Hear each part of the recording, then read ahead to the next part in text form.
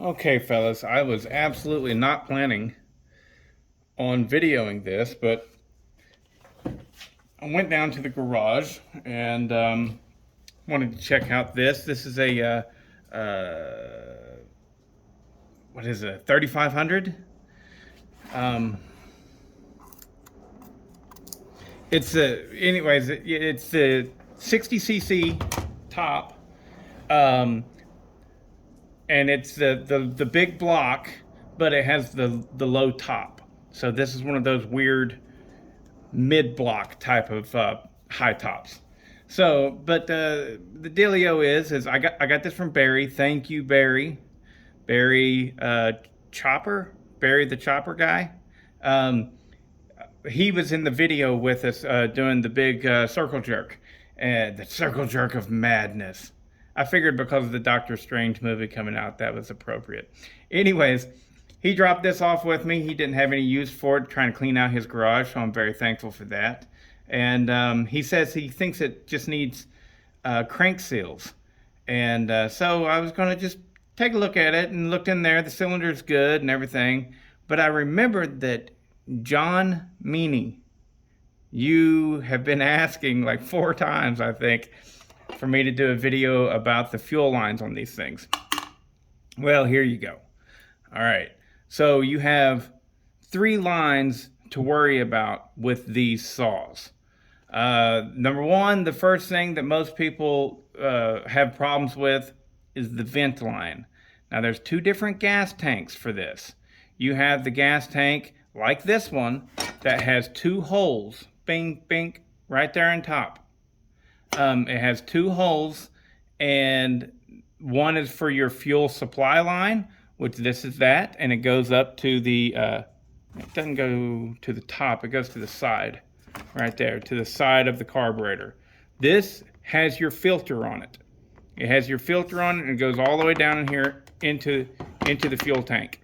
So the other one right there is your vent line. Now this is just to let the tank breathe, because as you pull fuel out of it, it enters into a vacuum, all right?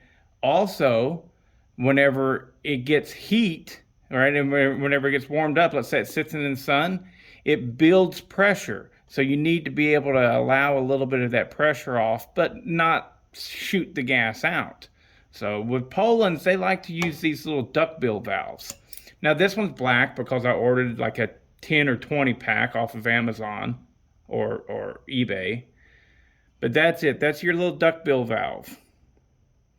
Literally just type in Poulan duckbill valve and you'll find options to buy these. I haven't found any that are different, so just buy whatever pops up. This right here is your coupling that holds on, goes to your vent line. The long side, there's a long side and a short side. The long side is for going through the tank. And the short side holds onto your duckbill valve. Now what I do is, now that I've got it hooked up there, I grab this fuel line and I pull it up. That coupling then is going to come up to the top here, and you can pull and work it. Oh, I went too far. I might have to do that off camera, because, you know, talking this through and everything, it's not the easiest thing in the world. Let's try and get that back down in there.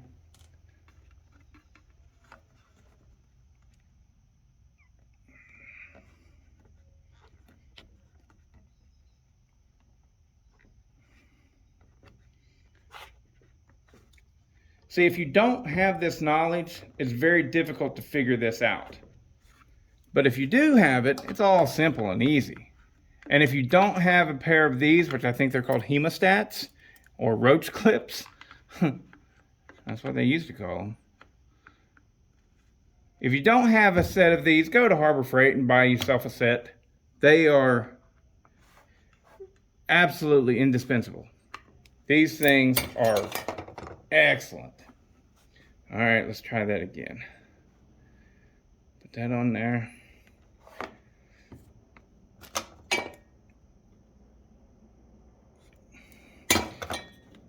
Now, seeing how I'm having problems there, I'm just going to get it a little bit snug. There we go. And just call it good. You can clip that off if you want to. What I like to do is I like to feed it in here a little bit, get it out of the way. But you got to watch out whenever you're putting your air filter on, because these can get pinched and you might still need to go ahead and cut it off a little bit lower. What they used to have is right here, they would also now have a porous brass or copper insert that also allows for it to breathe and everything. You can, like I said, you can leave it just like that. But you know what, for demonstration purposes, I'll go ahead and I'll fix this one up like this. This is another option. If you have one of these, you do not even need that duckbill valve. That whole thing underneath there, you don't even need it. You just put one of these right like that. You're good. And now this is what this is the vent valve for an Echo. So again, just go to eBay and just type in Echo chainsaw vent valve, and you'll get a bunch of these things pop up. Buy them, use them. All right, so, but now I'm gonna, see, it gets tight in there. It does, it gets really, really tight. And once you start putting that air filter on, where's the air filter? I just had it, there it is. Once you start putting on this air filter,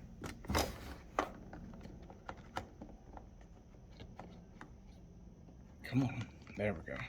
See, it can pinch. And you know, it's not a big deal because that is your vent line, so it's not the biggest deal in the world, right? But you know what, yeah, I'm just gonna leave it right like that. I'm just gonna leave it right there. All right, so now the other line, so we already talked about the fuel line. The fuel line obviously has the fuel filter and it dangles in the bottom of the tank.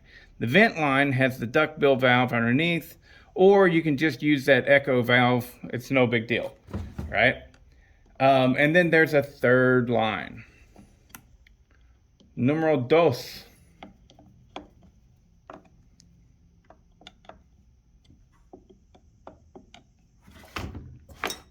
Yeah, that's not pinching it too bad. That's fine. We'll leave it right like that. All right, there's a third line. And the third line, I'm probably not going to be able to show you. Can you, oh, come on, where's it at? Yeah, you can see it right there. In this one, it's the black one. It's the black line right there that has the zip tie on it. It goes, on these saws right here, it goes from the case up to the top of the carburetor. So that is your impulse line. So I guess, I mean, shoot, since I'm making this video, I might as well try and see if it'll start. Hold on. And before I fire this up, I forgot to mention that there are two types of tanks. I was on that and I said, this one here has the two lines coming out of the top of the tank. That's what this one is. Well, the other one will only have one line coming out of the top of the tank, and it will have on the side of the tank. Let me grab a tank and show you. There we go. So this is for one of my bad boys, right? The one that we were just working on for that Timber Master right there, 3500, I think it is. Maybe it's a 3600. But it has two lines coming out at the top right here. One is your vent line and one is your main fuel line. This one, however, has this porous brass plug in the side, and that is your vent line. I do believe, I can't see. I can't get my finger up there. I do believe that on the other side of that vent is a duckbill valve. I'm not certain though on that whatsoever. But it's at the top of the tank and it allows it to breathe. Now, a lot of times these go bad. Whenever they go bad, what happens is they just weep fuel. So anytime you fill it up above that line with fuel, it weeps. Anytime you're running it and you tilt it like this, it weeps. So what you do when you have this, because this part is just like, it's not available, and even if it was, it would be absurd to it'd be absurd to even do it, to have it. So realistically, what you do is you just get it all cleaned up really good, really cleaned up, get all the any oil and stuff off there with some brake parts cleaner or something like that, and then just whoop, gum over it with some Moto Seal or something like that, and then let it dry out and then use it. I have taken this out before, drilled a little hole in it, put a screw in it and pulled it out, and then filled it up with Moto Seal. Actually, what I did, I took this plug and covered it with Moto Seal and shoved it back in. If I have to do it again in the future, I'll just scuff that up. I'll scuff that area up and just Moto Seal over it. And maybe it'll work, maybe it won't, but you get the point. You got to just figure out a way to seal it up. And then your vent line, then you'll drill a hole right there and do it just like the other tank I just showed you on. All right, so.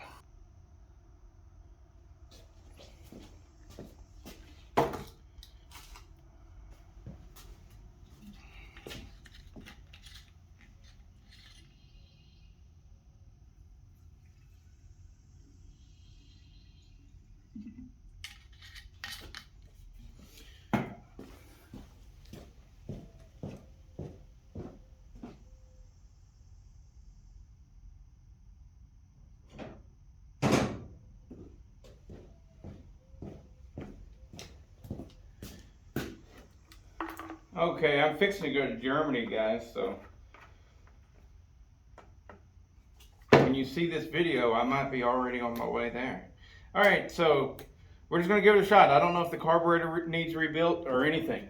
I don't know. So here we go. We got the fuel in there. Pull the choke out. Has great compression. Well, it hit.